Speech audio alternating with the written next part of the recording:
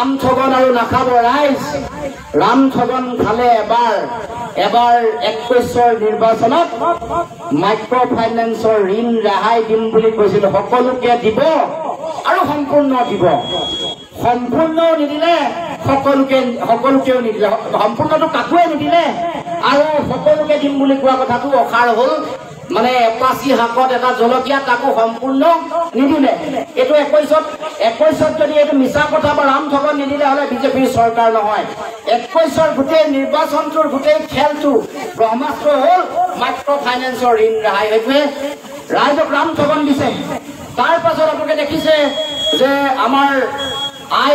গছপুলি ৰোৱাৰ পইচা দিলে নেকি গছপুলি ৰোৱাৰ পইচা দিলে নেকি ৰাইজ আৰু কলহ যাত্ৰা কৰিছিলে নেকি ইয়াত কোনোবাই কলহ যাত্ৰা কৰা কথা সুধিলে অকমান লাজ পায় নাই দিয়া নহয় কৈছে সাহসেৰে কৈছে কলহ যাত্ৰা কৰাৰ পইচাও দিয়া নাই লাখপতি বাইদেউ বনাম কৈছিলে বনালে নেকি 10,000 সোমাব কৈছিলে সোমাইছে নেকি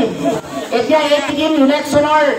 মডেল কোড অফ কণ্ডাক্ট ভাঙি পিনে তেওঁলোকে ট্ৰেইনিং দি আছে আৰু কৈ আছে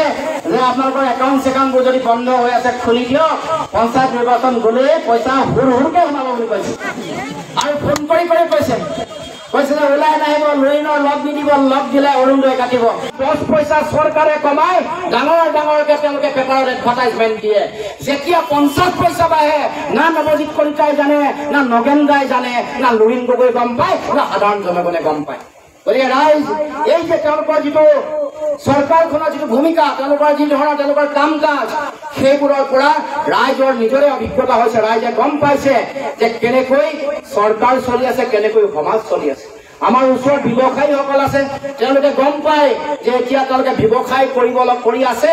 নে তেওঁলোকে GST অফিচলৈ যোৱা তেওঁলোকে কেৰাণীৰ ভূমিকা পালন কৰিব লাগে এই কথা তেওঁলোকে গম পায় গঢ়লৈ উঠিছিলে 5,000 কোটি টকা এতিয়াও পাবলৈ বাকী আছে আমাৰ ঠিকাদাৰসকলে তাৰ মানে কেইজনমান ঠিকাদাৰে টকা পোৱাক বাদ দি আমাৰ যিসকল নতুন ঠিকাদাৰ উঠি আহিছিল যোনে 1 কোটি 2 কোটি 5 কোটি 10 কোটি 50 কোটি কাম কৰিব পাৰিছিল সেইসকলক বিজেপি চৰকাৰে মাৰি পেলাব অসমীয়া ঠিকাদাৰসকলক মাৰি পেলাব গতিকে ৰাইজ এইবোৰ কথা নিজে উপলব্ধি কৰাৰ বিষয়ে মই বহুবাৰ কৈ আহিছো ৰাইজে এই কথা বহুবাৰ দেখি আহিছে কাটলৰ পূজা কেনেকৈ বাঢ়িছে কেনেকৈ মিউনিচিপালিটি টেক্স বাঢ়িলে কেনেকৈ ছলিড ৱেষ্ট মেনেজমেণ্টৰ টেক্স বাঢ়িলে কেনেকৈ বিদ্যুতৰ মাচুল বাঢ়িছে আপোনালোকে সকলোৱে দেখিছে শুনিছে বুজিছে এতিয়া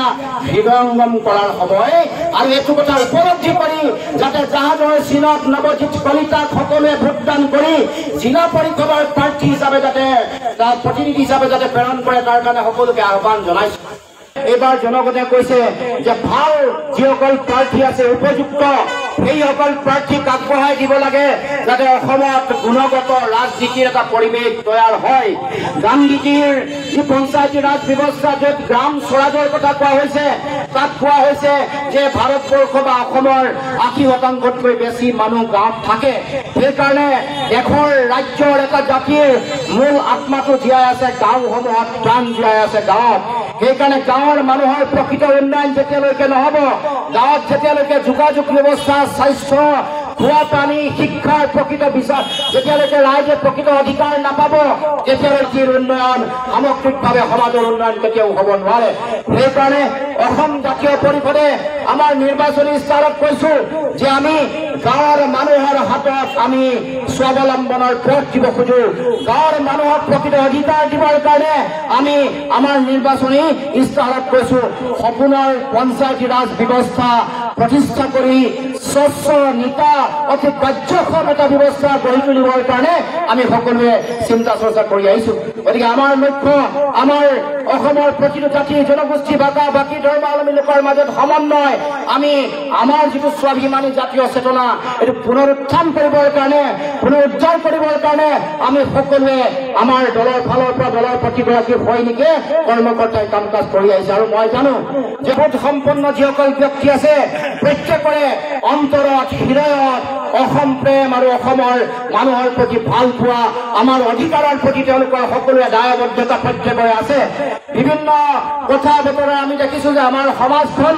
সাম্প্ৰদায়িকতাৰ নামত বিভাজন কৰিবৰ কাৰণে বিভিন্ন অশুভ শক্তিয়ে বিভিন্ন ষড়যন্ত্ৰৰ কূটকৌশল অব্যাহত ৰাখিছে। আমাৰ গুৰুদেৱ হৰিদেৱ দামোদৰদেৱ অনিৰুদ্ধদেৱ এইসকলে প্ৰতিষ্ঠা কৰি থৈ যোৱা এইখন সমাজৰ ঐক্যতা, এইখন সমাজৰ যি সাম্প্ৰদায়িকতাহীন যি পৰিৱেশ, এইবোৰক ভাঙিবৰ কাৰণে কিছু শক্তিয়ে প্ৰতিনিয়ত প্ৰতি মুহূৰ্তত তেওঁলোকে অহৰ্নিশে আক্ৰমণ চলাই আহিছে, ষড়যন্ত্ৰ কূটকৌশল চলাই। এইখন সমাজ ধৰি ৰাখিব লাগিব। আমাৰ সমাজৰ সমন্বয় আৰু আমাৰ ঐক্যবদ্ধতাৰ যিটো ঐতিহ্য, এইটো ধৰি ৰাখিবৰ কাৰণে সকলোৱে আমি চিন্তা চৰ্চা কৰিব লাগিব। আমাৰ যাতে মোৰ অধিকাৰ সদায় সুৰক্ষিত হৈ থাকে, আইৰ মৰমৰ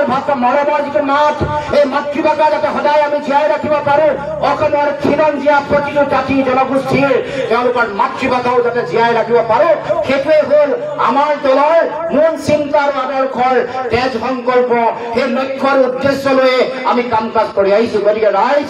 আপোনালোকে সকলোৱে নিজে দেখিছে যে কেনেকৈ সাধাৰণ জনগণে জীৱন জীৱিকা আগবঢ়াই লৈ যাব লগা হৈছে। খোৱা বোৱা সামগ্ৰী দি